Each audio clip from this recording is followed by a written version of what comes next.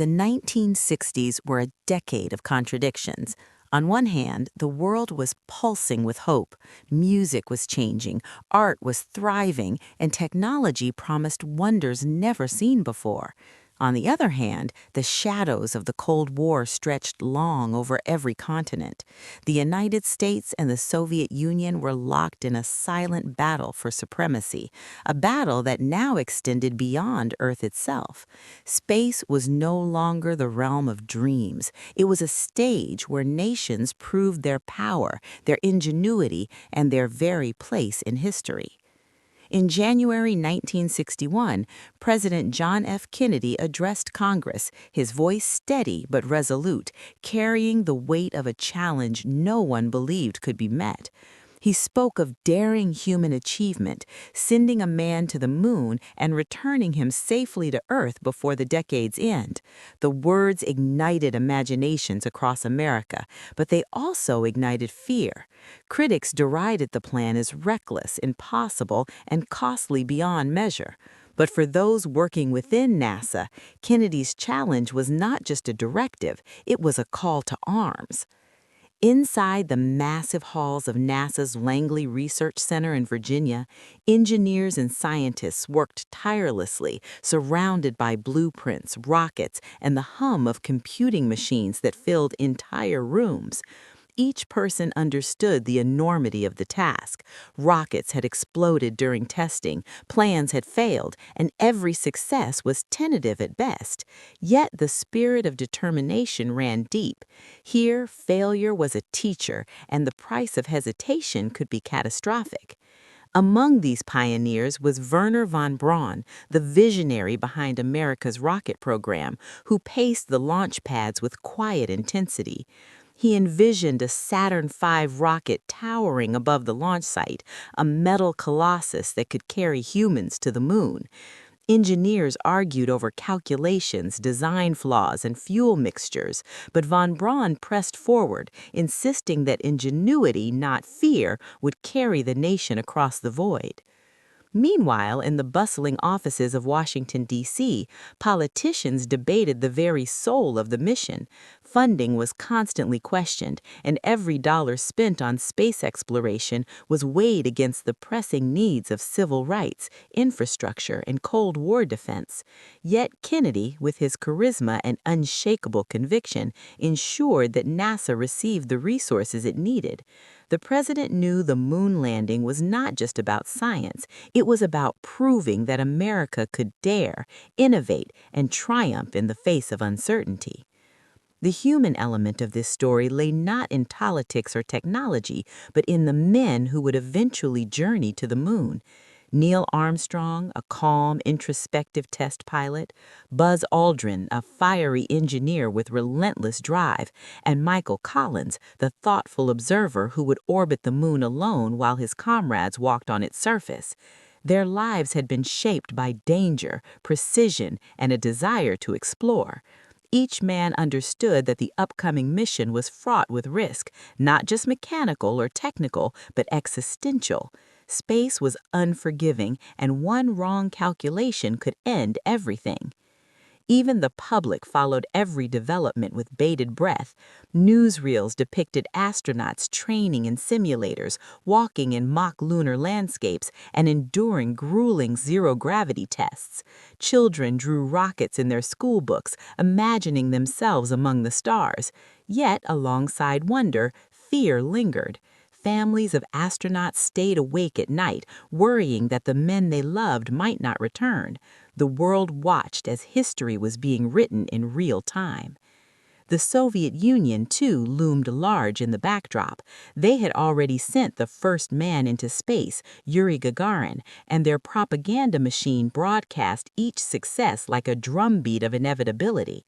The Americans felt the pressure keenly.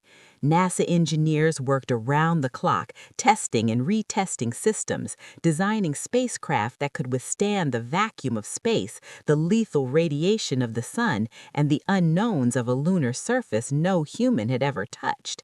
Every decision was a life or death matter. Tension built within NASA headquarters like the tightening of a spring. Meetings ran late into the night, voices rising in disagreement, sweat glistening on brows as calculations were cross-checked. The engineers knew that the rocket would only be as reliable as the sum of its parts, and that the moon's harsh, unyielding surface offered no second chances. One minor miscalculation could mean death for 3 astronauts and failure for an entire nation. Despite the danger, hope shone brighter. Stories of ordinary Americans dreaming extraordinary dreams filled newspapers and television screens. Teachers spoke of rockets in classrooms, and children imagined leaving Earth as easily as stepping onto a playground. In towns across the country, people debated the technicalities of rocket fuel, orbital mechanics, and lunar landings, even if most of them did not fully understand them. The moon had captured the imagination of an entire generation, and with imagination came possibility. As 1969 drew closer, the world could feel the momentum building. Every launch test, every successful maneuver, and every minor breakthrough was a step closer to the ultimate goal. Engineers, astronauts, and even the public knew the stakes, yet they moved forward with determination. Fear and hope existed side by side, interwoven like the threads of a tapestry that would culminate in the greatest human achievement of the century. Finally, after years of preparation, the Apollo 11 crew was assembled and briefed.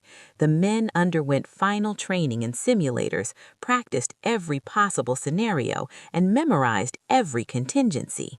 The mission's risks were drilled into them over and over, not to frighten, but to prepare. The astronauts were aware that the eyes of the world were upon them and that history itself would judge every choice they made. The stage was set. Rockets towered against the Florida sky, the launch pad glistening in the early morning light. Engineers made last-minute checks, families waited in anxious anticipation, and the astronauts prepared to step into the unknown. The countdown would soon begin, and with it, humanity's boldest journey. In that moment, the world held its breath, for the United States, for the astronauts, and for every dreamer who looked up at the night sky. The impossible was about to be attempted. And though nobody knew whether they would succeed or fail, the courage to try had already made history. The race to the moon was no longer a question of politics, technology, or even competition. It was a test of human spirit itself. And in the silent, buzzing halls of NASA, as rockets waited like giants eager to leap, one truth was clear. The stars had never seemed closer, and the story of a small blue planet reaching beyond its bounds was about to begin. The morning of July 16, 1969, dawned bright and hot over the Kennedy Space Center in Florida. The world was watching, though few knew it at the time. Only a handful of people understood the immensity of what was about to happen. The Saturn V rocket, towering more than 363 feet into the sky, stood like a gleaming silver monument, its engines silent but humming with potential energy, ready to unleash humanity's boldest leap into the unknown. Inside the cramped command module, Neil Armstrong, Buzz Aldrin, and Michael Collins went through the final pre-launch checks. Their suits were cumbersome, the communication headsets tight against their ears, and their hearts raced despite years of training. Each man was acutely aware that once the rocket ignited, there would be no turning back. Collins adjusted his helmet, Armstrong checked the control panels for the 1,000th time, and Aldrin rehearsed the mission steps in his mind as if repeating them could somehow summon luck. Outside, technicians scurried across the launch pad, their radios crackling with urgent messages, checking fuel lines, engine pressure, and guidance systems. The countdown clock loomed over everyone like a drumbeat echoing through the nerves of the entire team. Families of engineers, journalists, and dignitaries watched from behind secure barriers, feeling the tension in the air like static before a storm. T-10, 9, 8. The countdown began, and with each number, the world seemed to hold its collective breath. Inside the module, the astronauts felt the subtle vibrations begin, the vehicle settling into readiness, the vast weight of history pressing on them as tightly as their helmets. Every heartbeat was magnified, every tiny movement of the controls carrying consequences that could not be undone.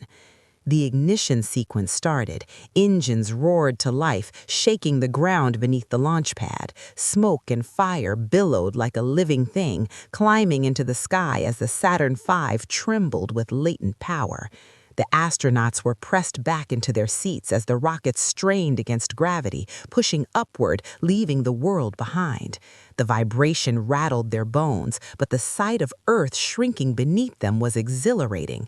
The planet's blue oceans and swirling clouds seemed impossibly fragile from their vantage point, and yet impossibly beautiful. Minutes stretched like hours as the rocket pierced the atmosphere. Every system had to function perfectly. The astronauts' training had prepared them for malfunctions, fuel pressure drops, communication failures, navigation errors, but nothing could fully replicate the weight of reality. Sweat ran beneath Armstrong's visor, Aldrin's jaw clenched in concentration, and Collins monitored the spacecraft's systems with unflinching focus. One mistake, one missed signal, and the mission could end in disaster. As the rocket cleared the thick atmosphere, the engines fell silent for a moment in what felt like an eerie suspension. The craft had entered orbit, floating against the black canvas of space. The Earth below was a brilliant jewel, spinning silently, reminding them of everything they had left behind: family, friends, humanity itself. Collins looked out of the window and marveled at the enormity of the void, the stark contrast between life and the emptiness that stretched endlessly beyond. It was awe-inspiring, humbling, and terrifying all at once. Communication with Mission Control remained constant, each word carefully chosen, each calculation double-checked. All systems nominal, a voice crackled over the radio, but even those words could not calm the tension inside the module. They were 3 men alone in a metal capsule, hurtling through space at thousands of miles per hour, riding on human ingenuity and fragile technology. As the command module approached the moon, the tension intensified. Armstrong and Aldrin prepared for the separation from Collins in the lunar module. This was the critical moment. The Eagle would have to descend, land, and later lift off again to reunite with the Columbia in lunar orbit. Engineers and scientists across Earth monitored telemetry, anticipating potential problems with bated breath. Any misstep could strand them on the lunar surface, or worse. In the module, the astronauts felt the final tremors of separation as the Eagle detached from the command module. Microgravity made movements deliberate and precise. Every motion had consequences. The lunar module's thrusters had to be perfectly aligned, its instruments calibrated. Aldrin adjusted switches with meticulous care. Armstrong checked readings, and Collins remained vigilant in orbit, ensuring communication links remained open.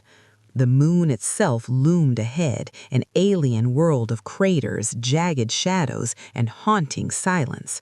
The surface seemed impossibly close, yet impossibly distant, a barren landscape untouched by human hands. NASA engineers monitored telemetry as the Eagle maneuvered into position for the historic landing attempt. Each second was a test of nerves, skill, and engineering, and though the astronauts remained calm outwardly, the tension was palpable. Back on Earth, millions watched on television, witnessing humanity's journey to another world in real time. Families crowded around black and white sets, cheering, gasping, and whispering prayers. Teachers paused lessons, workers leaned against desks, and strangers shared in a collective moment of awe. The stakes were clear, and the danger was real, but the triumph of watching humans leave their home planet for the first time was almost overwhelming. As the lunar module descended, alarms briefly sounded, minor discrepancies in altitude readings, subtle deviations in trajectory. Armstrong's hands tightened on the controls. Aldrin double-checked instruments, offering calm commentary, and Collins's voice in orbit provided a steadying presence. The moment crystallized into a tense, silent ballet of man and machine, of courage and calculation, of hope and fear intertwined. Despite the challenges, every maneuver succeeded. The Eagle stabilized in orbit around the moon, ready for the final descent that would etch their names into history. The astronauts allowed themselves a brief glance at the lunar horizon. It was stark, breathtaking, and alien. Shadows stretched across jagged craters, and the blackness of space beyond reminded them of the sheer isolation of the task. Yet they pressed onward, guided by training, determination, and the shared dream of humankind reaching for the stars. For a brief moment, the world seemed to stop. Time slowed as humanity held its collective breath, perched on the edge of possibility. The men in the Eagle had left Earth behind, venturing into the unknown with nothing but courage, technology, and hope.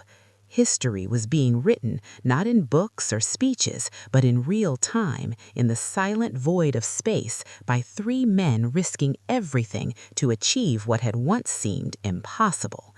And so, as the Eagle floated above the desolate surface of the moon, poised for descent, one truth became undeniable. The dream of walking on another world was no longer a dream. The impossible had begun. The silence of space was broken only by the faint hum of the lunar module's systems. The Eagle hovered above the moon's rugged surface, its landing legs tense with anticipation. Neil Armstrong gripped the control handles, his knuckles white inside the pressurized gloves. Every system was functioning, but in this alien landscape, nothing could be taken for granted. One miscalculation, one misjudged maneuver, and the mission would end here, hundreds of thousands of miles from Earth, with no hope of rescue. Buzz Aldrin watched the altimeter with unblinking focus. The lunar surface stretched below them like an endless field of gray dust and jagged craters. Shadows fell sharply in the low sun, creating a surreal chessboard of light and darkness. The astronauts had trained in simulators, but the real moon offered challenges no machine could perfectly replicate. Dust kicked up differently, slopes were uneven, and the terrain hid unseen dangers. The Eagle's guidance computer beeped with each adjustment, translating Armstrong's delicate maneuvers into controlled descent. Meanwhile, Michael Collins, orbiting above in the command module, Columbia, monitored the Eagle from afar. He knew the history books would celebrate the steps on the surface, but he also understood the quiet heroism of solitude in orbit, alone but vital to the mission's success. His voice over the radio was calm, steady, and reassuring. "Eagle, you are go for landing," he said, though inside his pulse raced as he watched his comrades approach a world no human had ever touched. Time slowed. Armstrong manually guided the module, carefully avoiding boulders and craters, feeling the subtle tilts and vibrations through his hands. Every meter descended was a negotiation with gravity, inertia, and fate. The fuel gauge ticked down inexorably. Engineers and mission control in Houston held their breath with each transmission, aware that Armstrong had mere seconds to make the Eagle's landing a success. Then, at last, Armstrong's steady voice came through. "Houston, Tranquility Base here. The Eagle has landed." A collective cheer erupted across the globe. Millions watching on television erupted in disbelief and joy. In the control room, engineers hugged, tears streaked faces, and hands shook with relief. After years of tension, calculation, and sacrifice, humanity had reached the lunar surface. Yet for Armstrong, Aldrin, and Collins, there was no time for celebration. The hardest part, the first steps, the exploration, the sample collection, was just beginning. Armstrong opened the hatch and began the slow, cautious descent down the ladder. Dust billowed beneath him in soft clouds that shimmered in the harsh sunlight, settling over the moon's jagged terrain. When his boot touched the surface, history itself seemed to pause. The words he spoke, simple yet monumental, echoed across the airwaves. That's one small step for man, one giant leap for mankind. Aldrin joined him, descending with precision. Together they planted the American flag, its colors vivid against the gray expanse.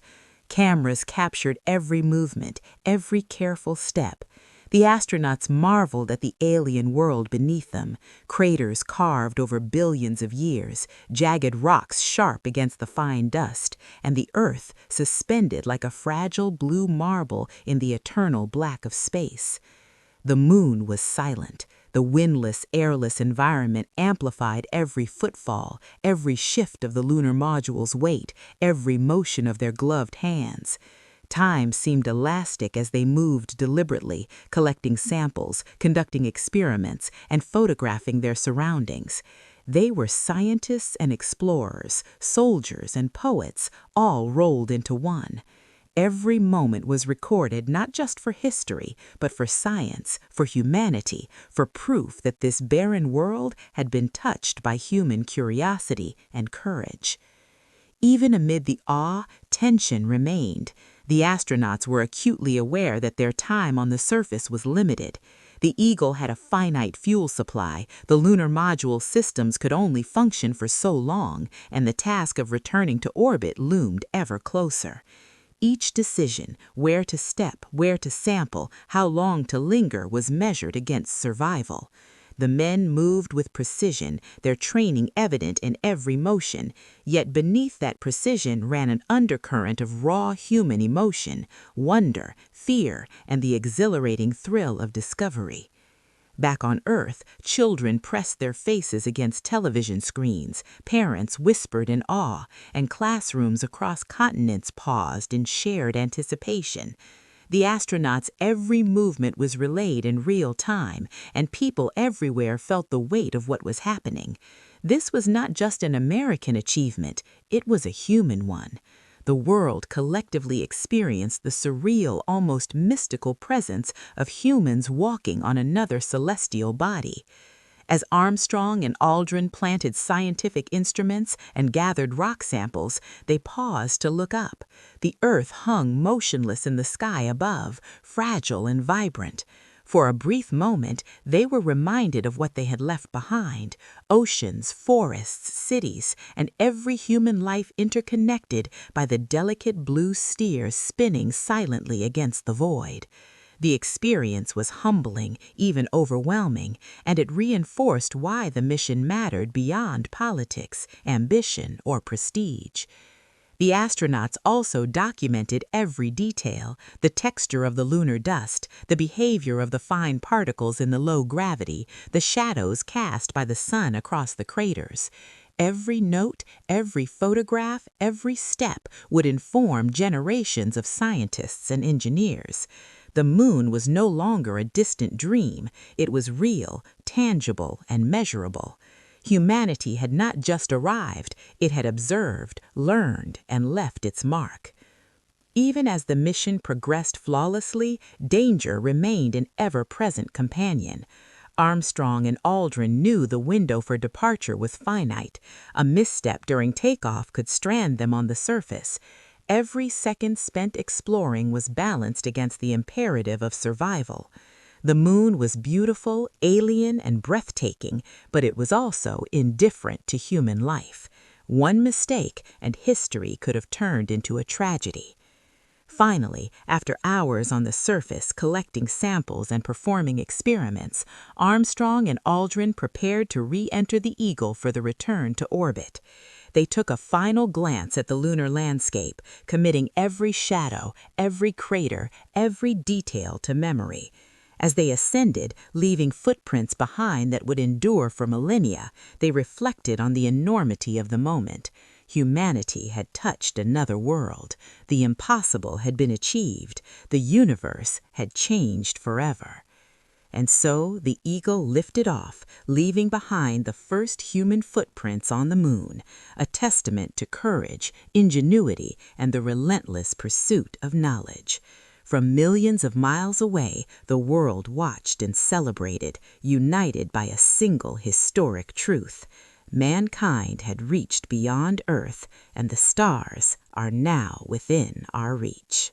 The Eagle's ascent from the lunar surface was a moment of profound tension and triumph. Inside the module, Neil Armstrong and Buzz Aldrin felt the subtle tremors as the engine ignited, propelling them back into lunar orbit to reunite with Michael Collins in the command module. The three men, separated yet united by purpose, had accomplished what generations had only dreamed of. Yet the mission was not complete until they returned safely to Earth. Every maneuver, every calculation still mattered, and the fragile thread of human life hung in balance. Back on Earth, the world waited. In living rooms, classrooms, and offices across continents, millions watched every transmission. Even in countries far removed from the Cold War, people were captivated. The moon landing was no longer just an American achievement, it was a human milestone. As the astronauts maneuvered the modules, Mission Control in Houston held its collective breath.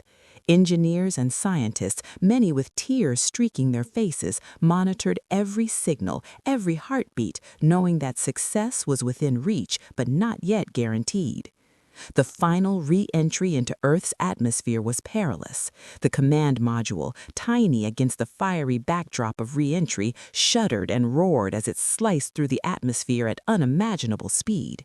The capsule's heat shields glowed like molten metal, protecting the three men from temperatures that could melt steel. Armstrong, Aldrin, and Collins were acutely aware that all their training and ingenuity would be tested in the next few minutes. Outside, the oceans waited, vast and unpredictable, ready to catch or claim their tiny vessel.